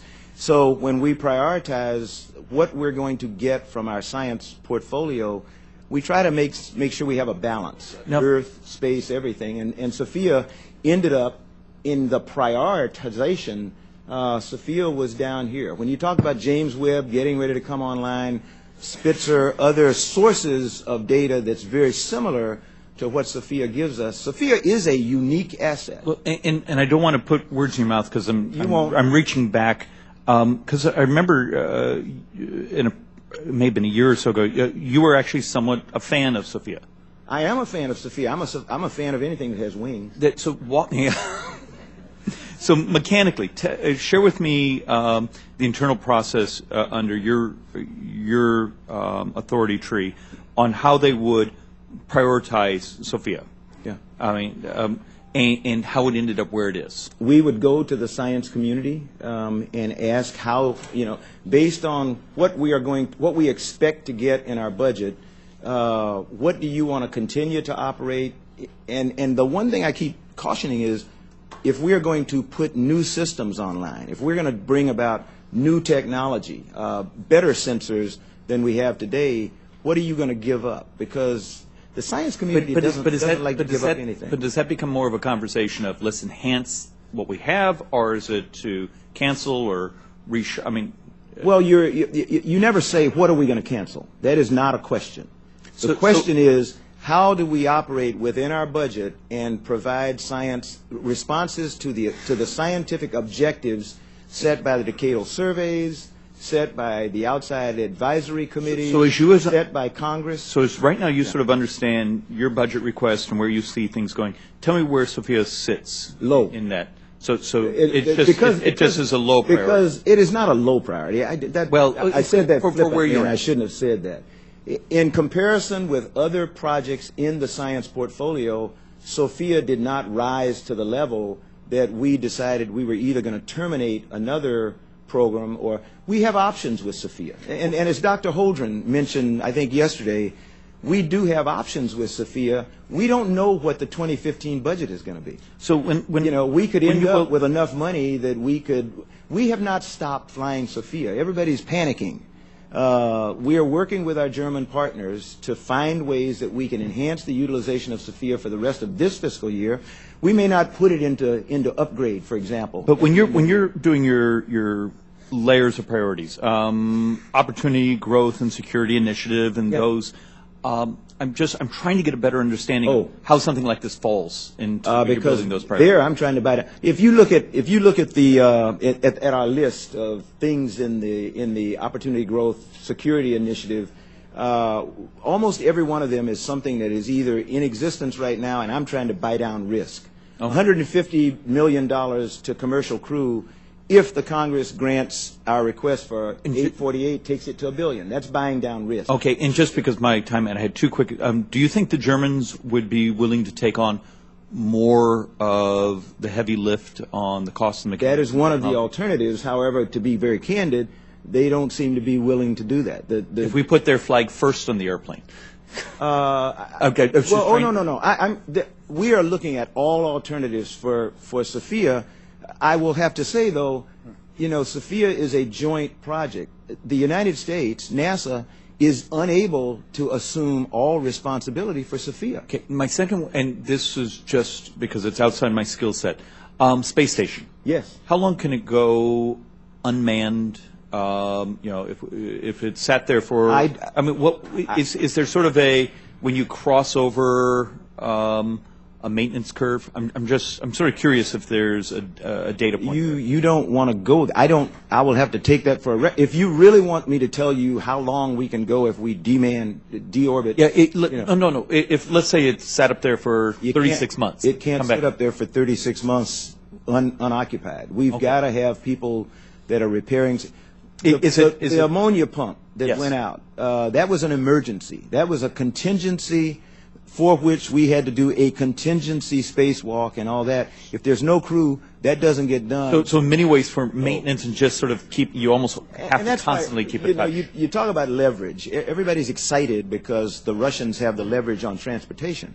When you talk about navigation, communications, power, the United States has significant leverage on the international space. Mr. Chairman, I'm so sorry. I just looked at the clock and I was having fun here. Thank you for your patience. You asked great questions. All great questions. Now recognize the gentleman from New York, Mr. Collins. Thank you, Mr. Chairman. And there's nothing wrong, Congressman, with having some fun. Around here it is. Yeah, okay. General Bolden, my question really surrounds the chart you've already showed and the human exploration roadmap that's in both the authorization bills in the Senate and the House, as well as the minority's version, that we need to help assess us in the merits of the asteroid retrieval mission. So the chart you've been showing a little bit today doesn't outline what you want to call the specific set of capabilities and technologies required to extend human presence to the surface of Mars, or the mission sets necessary to demonstrate the proficiencies of these capabilities that the House version asked for. It doesn't include the information on the phasing of planned intermediate destinations, Mars, mission risk areas, and the potential risk mitigation approaches that are required by the bill offered by Ms. Edwards. Mm-hmm. And it does not include a description of the utility of an expanded human presence in cislunar space toward enabling missions to various lunar orbits, the lunar surfaces, asteroids, the Mars system, and other destinations of interest. So, until the administration provides the detailed information on the asteroid retrieval mission, including how it fits into a broader exploration architecture, I assume Congress is going to continue to view some of this project skeptically, which brings me to the question. NASA's budget request includes $180 million for the asteroid redirect mission. So last year at the budget hearing, I wasn't here, but I have been informed that you told the committee that a mission formulation review would be done over the summer. But now it's been a year since the mission was announced. NASA has not completed the mission formulation review, and what I was told is just last week you released a broad agency announcement for information and held an open forum yesterday to solicit even more input. So when is NASA going to actually have a plan for the mission that the committee can review, and how can you be sure that the mission is, in fact, a stepping stone to Mars, as the BAA claims, without a human exploration roadmap?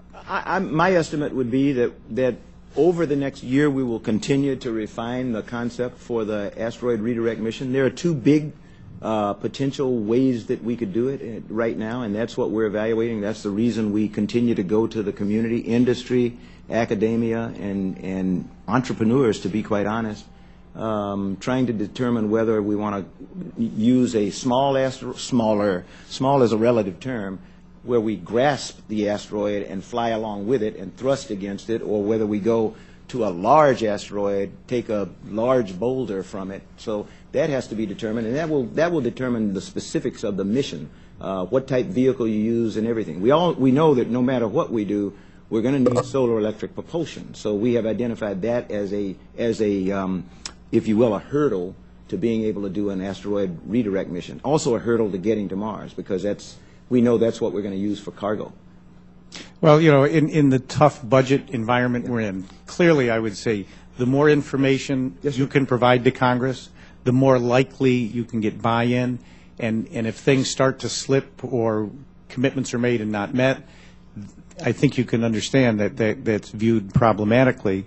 And again, what I was told was yesterday when NASA presented to the scientific community, it was the opinion of some that the information that was presented was a broader set of data and information than has already been shared with this committee or with Congress. So, you know, in a priority setting, I guess I would just simply encourage NASA to give us more data than we asked for, so that, you know, we're not feeling as though we're left out of the loop or that we're not important, because you can understand the result if that is the feeling, which I think it is somewhat. I appreciate and intend to respond to that request, and I would hope, I look at the staff in the back, I am told that we have been regularly briefing the staff on the progress with the asteroid redirect mission. So if that's not true, somebody shake their head, no, that's not true, and I will go back and... I think the staff should be shaking their head no, because clearly, as someone new to the committee, very directly, they asked me to probe this because they don't feel like it's been so. So there's a... Have they not, been getting any information or not been getting sufficient information? Well, not sufficient. If you're not getting sufficient information, you might as well not get Robert Lightfoot, who is my associate administrator, usually he leads the team up here. If it's insufficient information, it's because we don't know. If it is no information, it's because I'm being misled in thinking that they're coming up. Well, I don't think anyone would suggest it's no information, but to some extent, insufficient information means decisions can't be made. It means we don't have enough information to make an informed decision. That's all it means. Well, again, I would just encourage you, and I don't think it's saying anything new, just the more information you can get this committee, the more likely you'll see. Exactly, and I understand that. And again, I'll go back to my comments earlier. There are big things happening. I would encourage people, part of getting ready for the asteroid redirect mission is having a vehicle to take the crew. If you go to the Kennedy Space Center, you will see Orion. It's a spacecraft. It's not a drawing, and it will fly next fall. This coming before the end of the year. If you go to Michoud, you will see components of SLS that are under construction, whether they're barrel assemblies for the fuel tank or whether they're domes or whatever. That's real hardware. We're not talking about drawings anymore, and that's all a part of getting to the asteroid redirect mission. So that may not be sufficient, but that's all we have is hardware. If that's not sufficient, I don't know how to do better. Thank you, General Bolden. My time's expired. Sorry, Mr. Chairman. That's fine. Great questions by all the members of the committee. At this time, General, you're not going to get off without a second round of questions. That's good. So I'll open it up for myself. And this is similar to a follow-up on commercial crew. Last year, the Associate Administrator, Bill Gerstenmaier, said basically 90% of all the development costs for the commercial crew is being paid for by the American taxpayer. And we know that the commercial crew contract is going to be similar to what the cargo was, anywhere from $7 to $11 billion or greater. So we're just thinking. You mentioned that if you don't get the funding, that the schedule will slip beyond 2017. Is there anything that NASA can actually do to entice these companies to actually put more skin into the game, perhaps? Mr. Chairman, and if yes or no, I am confused by a number you just gave. Our total expenditure, unless my charts are wrong, the total expenditure on COTS over the 5 years that I've been the NASA administrator from the taxpayer was we were appropriated $782 million, and we obligated $780. Yeah, we're not talking Not about even costs, a billion. talking about commercial crew. And Oh, I'm commercial talking crew- about the value of the contracts that these companies are going to receive from $7 to $11 million. Estimated value for flying, cargo and crew. So I'm saying, we're basically paying 90% of the development costs. Well, that's what the $782 million Right. Is there a way to get them to maybe put more money into the program? They do. That's to the meet reason. schedule? That's why I mentioned earlier when you said how have we managed to stay on cost? Oh, I mean on target, on schedule, if you haven't given us what we asked for. It's because the companies have paid more than they would have normally paid. That's the only way they can produce hardware. Yeah. We only paid them what we had. So I would have to go back. I'll take for the record to verify the 90% number. I would be surprised if we're paying 90% of the cost of commercial crew development to this date. I would be really surprised. That's from a hearing that we had September 14th, 2012. And I'm told the information is proprietary, but I'll go back and I'll take that for the record. Okay. Yeah. All right. At this time, I recognize the ranking member. Thanks. Just very quickly, I do want to follow this up because earlier when you mentioned, I thought you had misspoken that the industry participants of the commercial crew program were providing more money than NASA.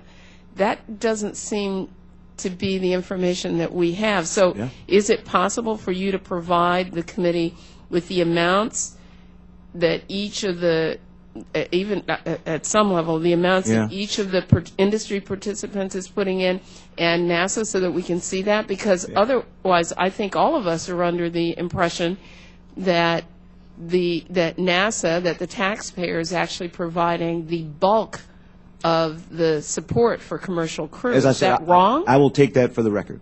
Okay, Yeah. thank you. And then you also, and you can hear that, I don't think we've coordinated our questions for you, but what you can hear is a concern around the asteroid retrieval mission.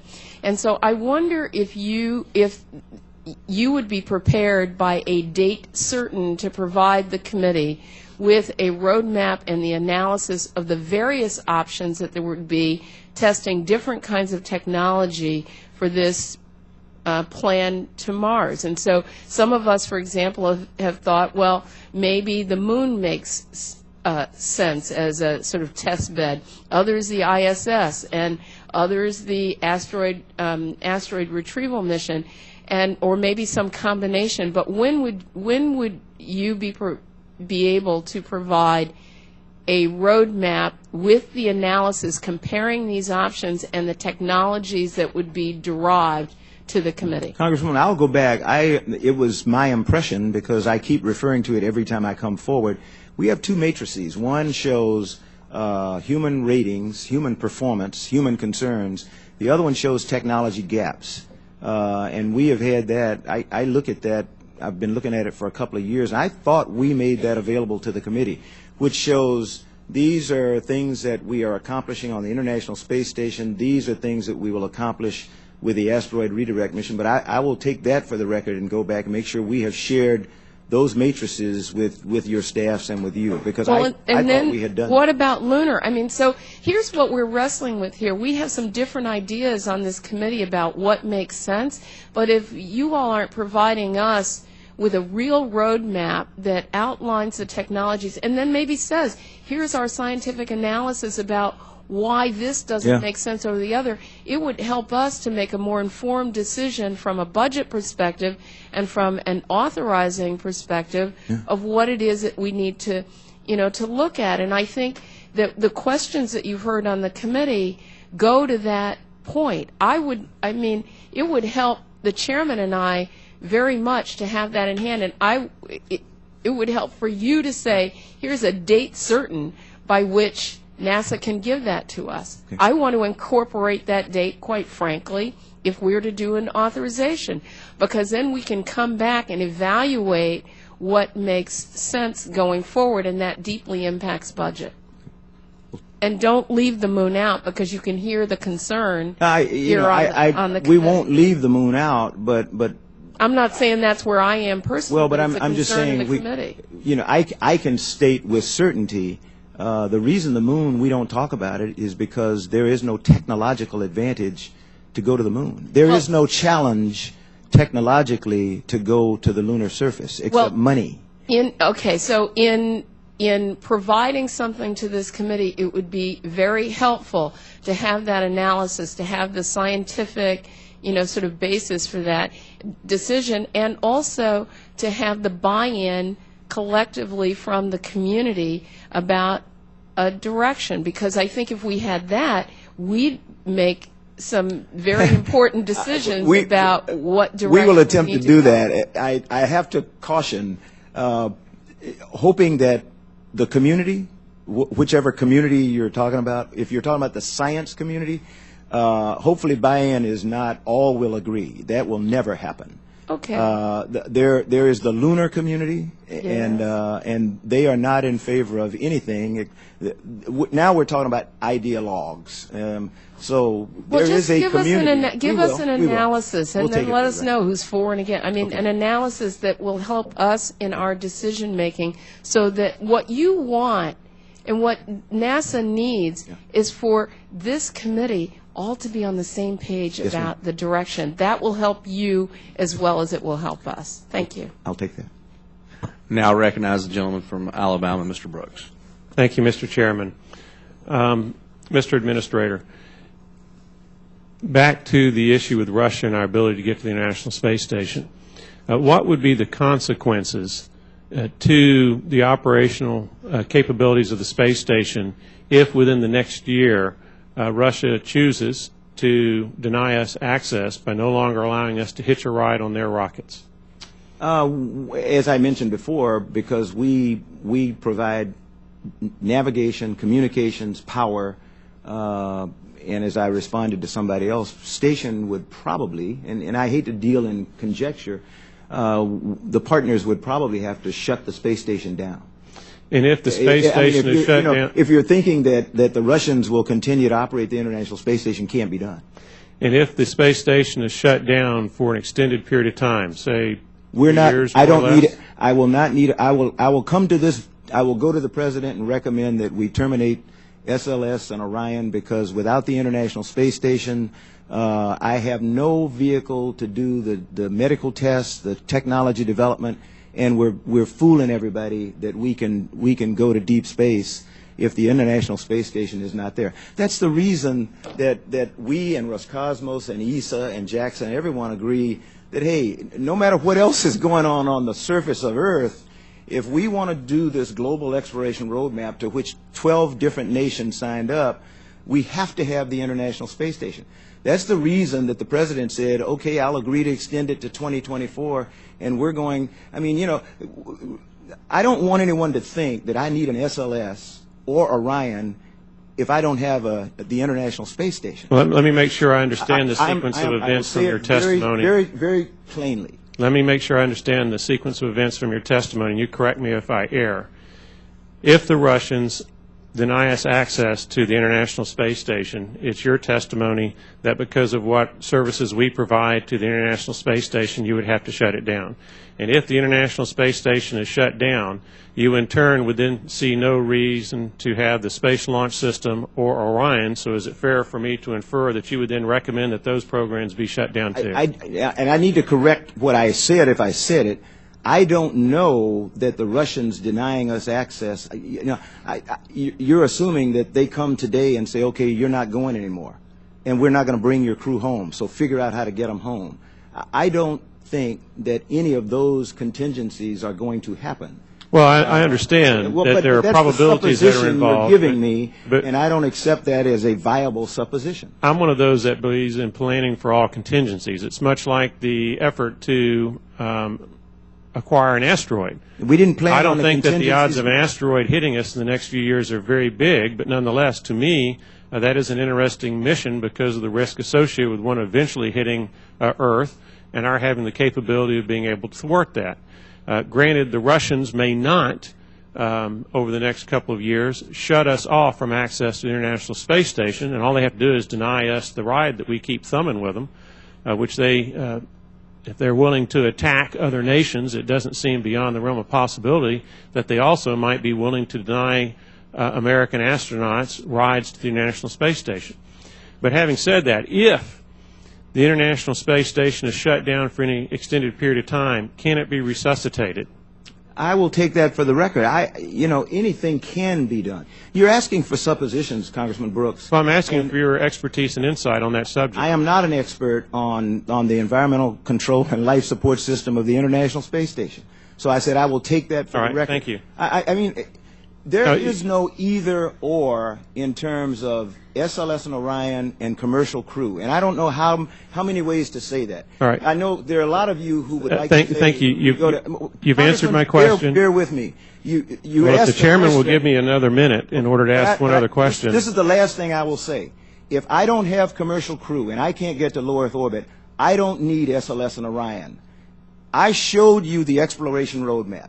If I can't get to low Earth orbit, there is no exploration program. All right, if I could go to my final question then. There was a study done entitled Human and Nature Dynamics, Modeling Inequality and Use of Resources on the Collapse of Sustainability of Societies. And it concluded in part that income inequality contributes to the collapse of societies. It has come to my attention that the study also states, quote, this work was partially funded through NASA/GSFC grant NNX12AD03A, end quote, and that NASA contributed $26,000 to a study on income inequality, or that involved income inequality. Why is NASA spending money that should be related to space exploration, at least in my view, on income inequality issues? NASA did not request such study. We did not endorse such study. We have not reviewed such study. The study was done at the University of Maryland as an offshoot of a study we did request on another subject. We don't control what a principal investigator chooses to do if they can get additional studies in. But it's your money. It's $26,000 in NASA funding. Are you telling me that NASA doesn't control what this money is being spent on? An investigator performs the study that we request, and if they choose to amplify the study with additional information or additional data for their own use, we don't prohibit them from doing that. Well, thank you for sharing that information. It is not a NASA study, neither endorsed nor requested by us. But paid for by NASA, in part. You got it. Time has expired. At this time, I want to ask unanimous consent to enter into the record a letter. Oh, I'm so sorry. At this time, I recognize the gentlewoman from Oregon, Ms. Bonamici. Thank you, Mr. Chairman, and thank you, Administrator Bolden, for staying for a second round of questions. I wanted to follow up on the international partnerships and international cooperation, which we've talked about a lot in this subcommittee, and we all appreciate the importance of it. And we've had some discussions about that this morning. But what I wanted to talk about is, in light of the proposal to shut down SOFIA, what are the risks of the international partners coming to view NASA as an unreliable partner, for example? What has been the response of the international community when they found out about the SOFIA proposal? Well, the only members of the international community concerned about SOFIA so far have been the Germans, because that is our principal partner there. And before we announced the budget, Dr. Jan Werner and I had a long telephone conversation, and that's where we decided that we would set up a co-chaired working group to look at options for SOFIA, and that's what I referred to earlier. A final decision on SOFIA has not been made because we don't know what the 2015 budget is going to say. But as Congressman Brooks says, we are planning for the contingency that we don't get additional money in the science budget for SOFIA, and that would mean that we would then have to phase out of put it in mothballs. Well, and to follow up on that, even though Germany may be directly the only partner that has expressed concern, what kind of message does that send to the rest of the international community? And have you heard any response from others about questioning why this might happen? Yeah, a good example would be ExoMars, which everyone was up in arms when we announced that we were having to step back from the initial agreements on ExoMars. When NASA entered into agreement with the European Space Agency on ExoMars, times were better. We were going to provide launch vehicles for the 2016 mission, the 2018 mission. When the 2013 budget was about to come out, I talked to the European partners and I said, look, we had teams in Paris. This was leading into Christmas. And I said, this doesn't make sense. You know, we've got teams working on all this stuff, and I don't know what the 2013 budget's going to be. I cannot in good conscience allow the teams to keep working towards something that we may not be able to support. I said, give us time. Let us look at the budget, and then we'll determine what happens. When the 2013 budget came out, we found out we couldn't provide the launch vehicles that we had earlier promised. They went and negotiated, and Russia, as a partner in ExoMars, agreed that they would do that. We agreed that we could hold up our end of the bargain on a communications package for 2016 and a very important scientific package on 2018. So the partners understood where we were. They go through the same thing.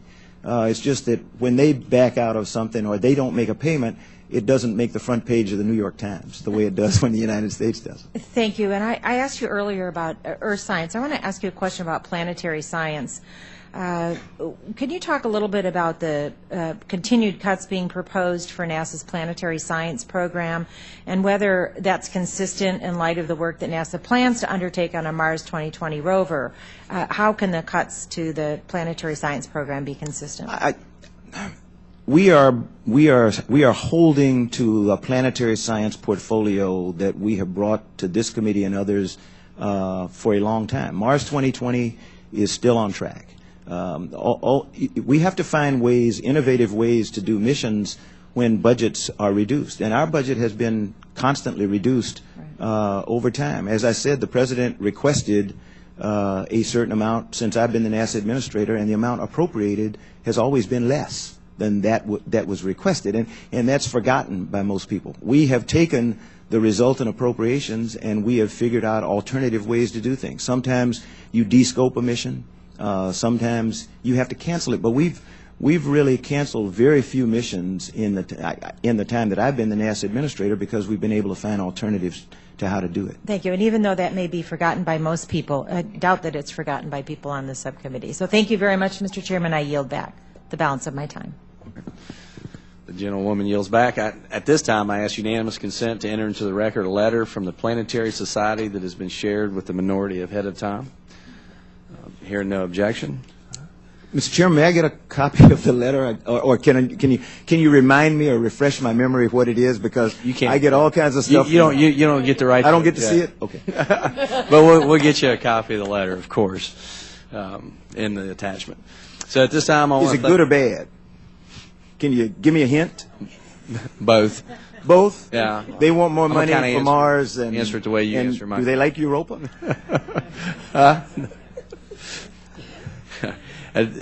General Bolden, thank you. Thank you for your valuable testimony and the members for their questions. The members of the committee may have additional questions for you, and we will ask you to respond to those in writing. The record will remain open for 2 weeks for additional comments and written questions from members. The witness is excused, and this hearing is adjourned. Thank you very much. Thank you very much. That was very productive.